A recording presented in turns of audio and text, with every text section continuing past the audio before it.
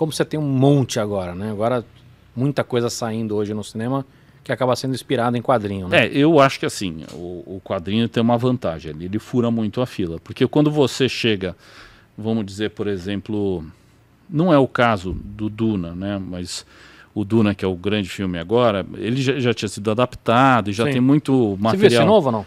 Vi. É muito diferente do antigo ou não?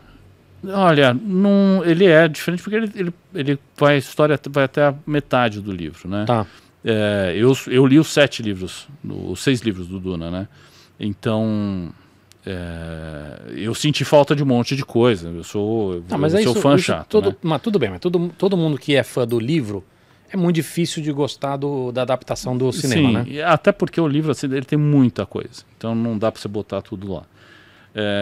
Mas vamos imaginar, né? Você chega lá com o roteiro para um filme desses. O roteiro só, você lê, tem um trabalho enorme ali de você visualizar as coisas, né?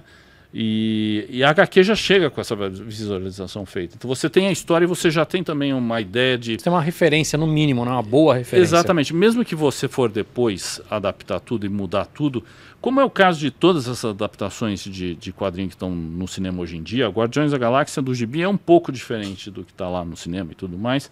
E o cinema, o filme é o trabalho do diretor, é o trabalho do diretor de fotografia, sim, é o trabalho dos atores. Da edição e até da plataforma, né? Sim, então quer dizer... a plataforma acaba também direcionando um pouco. Total. Por exemplo, teve um agora que teve essa discussão também, foi o Invencível, Invincible, né? De Netflix, também veio do quadrinho.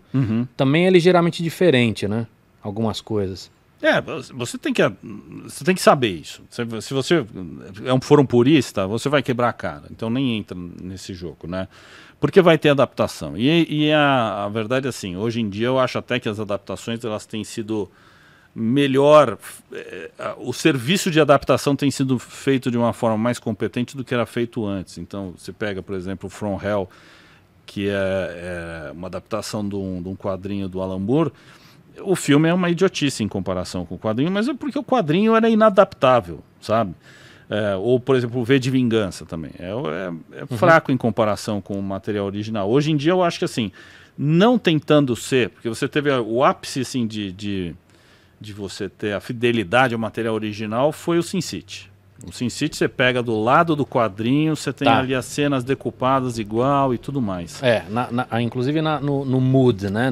Sim. Agora, eu acho que talvez ele tenha sido muito fora da curva, porque a minha sensação é que o cinema teve uma curva de aprendizado para fazer essa adaptação. Porque o que aconteceu? A gente via muito isso no Batman. Tinha que ser um filme infantil. E aí saía aquela desgraça. Assim, não por ser um filme infantil, mas o cara tentava pegar uma coisa, transformar em outra, e aí o cara fazia o pior de uma coisa com o pior da outra. E sai uma desgraça. Você tenta fazer o comics, mas não é outra coisa, né? Então, quer dizer, eu acho que isso teve uma maturidade. Hoje em dia você tem essa adaptação que é competente e ela se presta a ser cinema. Ela não se presta a ser mais só...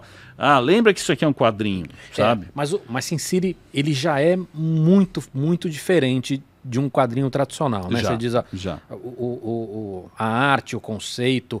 O timing dele já é muito diferente. Ele é um hiper noir, né? E basicamente assim, então nisso o quadrinho e o filme ficaram muito parados. Vamos fazer um hiper noir ao ponto assim do ridículo do preto e branco, assim. E nesse sentido ele foi a coisa mais cena a cena, vamos dizer assim, fiel ao material original.